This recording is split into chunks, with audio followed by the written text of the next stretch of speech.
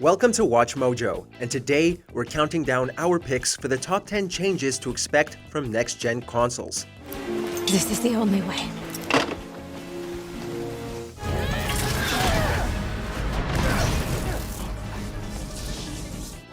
Let me see what I can find.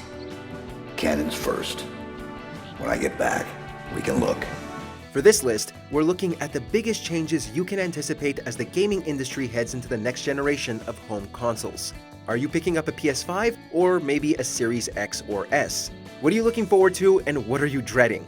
Let us know in the comments below. Number 10. Demand for 4K TVs. And finally, you would dream where you are now. Both Sony and Microsoft's new consoles are said to support 4K resolution, and supposedly 8K as well. But then again, who actually owns an 8K TV? The biggest change here might not be in how the support improves actual graphical fidelity, but in how it affects the TV business.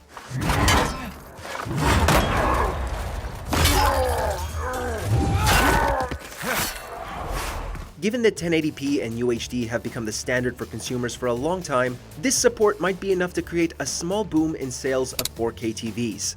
It's safe to assume that over the next couple of years, 4K resolution won't be that fancy thing that makes pictures prettier. It'll finally become the standard for consumers.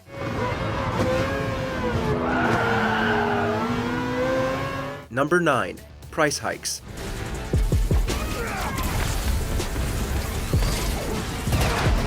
For the past couple of years, there's been a lot of talk about the price point of AAA games. The industry has kept the standard price at $60 for new games from high-profile companies ever since the days of Xbox 360 and PlayStation 3. However, publishers seem to be inching towards increasing the price tag from $60 to $70. Let's not shoot each other, all right? For gamers, this is both understandable and worrisome. Yes, game development has gotten more expensive, but every time we see overhyped collector's editions or cross-promotional marketing with food, well, it's hard to have faith. We also have to wonder if any of this increase will go towards underpaid developers forced into crunch time. Companies should proceed with caution to avoid alienating players. This is the only way. Number 8. Bigger downloads. Well, I'm beaten, jonesing for Sheila. Had the lads put together a montage to do the rest. Even with the PS4 and Xbox One, the overbearing file sizes of some AAA games can be a problem. In the last few years, we've seen games ranging from 80 to 100 gigabytes in size, sometimes even more. And more often than not, these sizes are just the base game. That's only set to increase with next-gen consoles.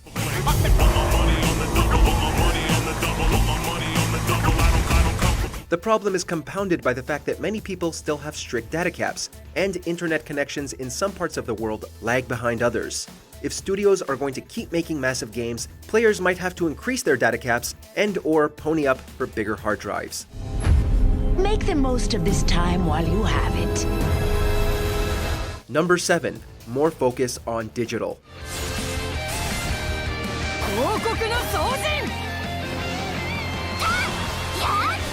There's been some contention in the industry when it comes to physical and digital copies of big-budget games, and one can see it just from how games are being marketed.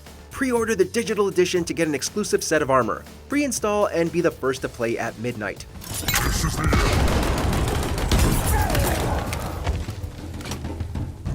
More companies are pushing for digital sales, and Xbox and Sony are looking to adhere to that while also providing players with cheaper price tags. With PS5 digital selling out within minutes, there may be more demand and support for digital-only content in the community than originally thought.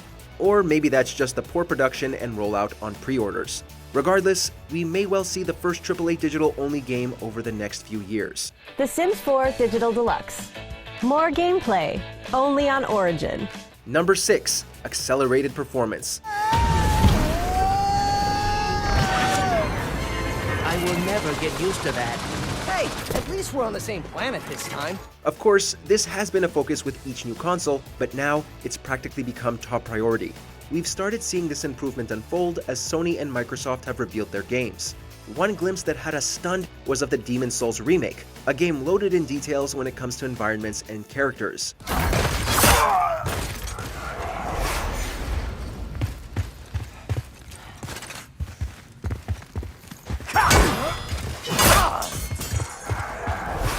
Then there's Ratchet & Clank Rift Apart, with its quick transitions between environments and ability to render destructible objects without sacrificing performance.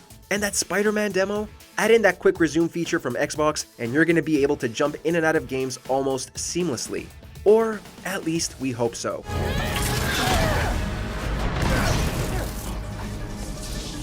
Number 5. More immersion.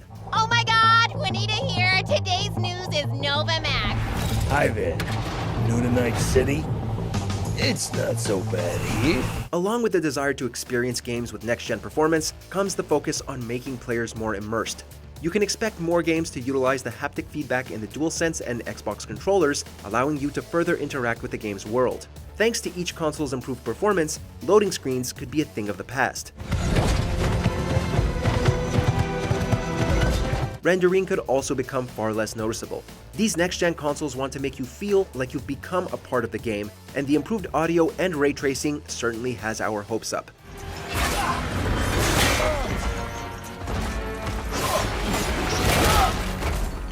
Number 4. Easier shareability.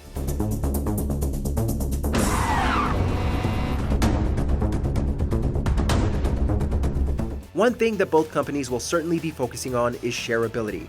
This feature is still quite young, first implemented in the PlayStation 4 and Xbox One back in 2013.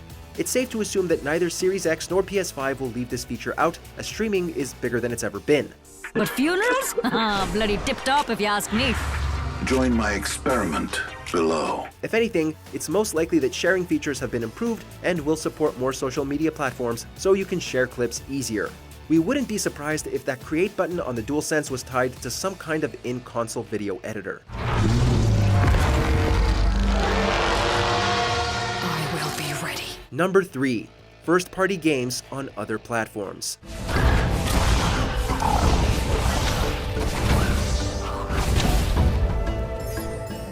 We've been seeing this slowly come to fruition, particularly when it comes to Xbox.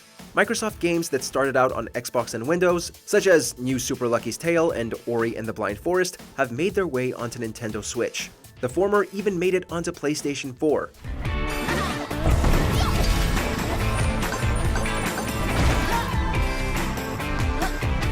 Sony, on the other hand, has only just begun experimenting with PC releases, starting with Horizon Zero Dawn.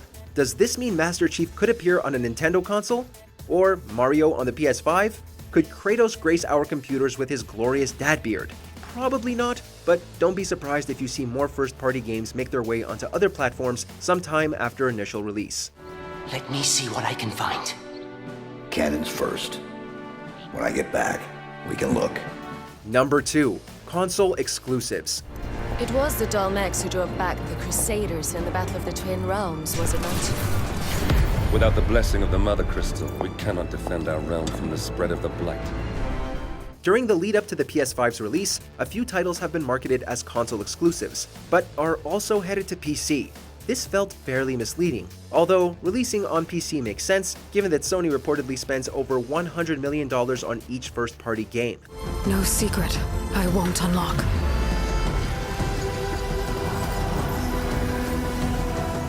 With development getting more expensive for AAA games, we wouldn't be surprised to see more titles get tagged as so-called console exclusive. This means we may not be seeing as many true exclusives as we have years prior. This isn't just Sony either. Remember that Xbox has begun, and will be, publishing games on Switch and PS4. Perhaps exclusives aren't recouping costs as much as they used to. Okay, big guy. Before we continue, be sure to subscribe to our channel and ring the bell to get notified about our latest videos. You have the option to be notified for occasional videos or all of them. If you're on your phone, make sure to go into your settings and switch on notifications. Number 1. Subscriptions.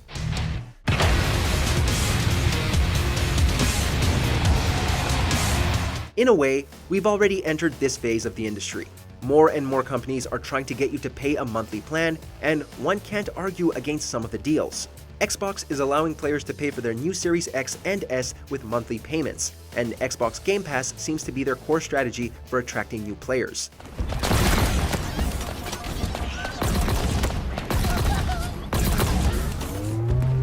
Sony's got their own Netflix for games with PS Now, but Oof, it needs work. Then you have online multiplayer games wanting players to pay $10 or so for every season of content. We bring this up not as a criticism, but for concern and caution. This generation of consoles could also be the most expensive for all of us. In the mood for more awesome gaming content? Be sure to check out this video here on Mojo Plays. And don't forget to subscribe and ring the bell to be notified about our latest videos.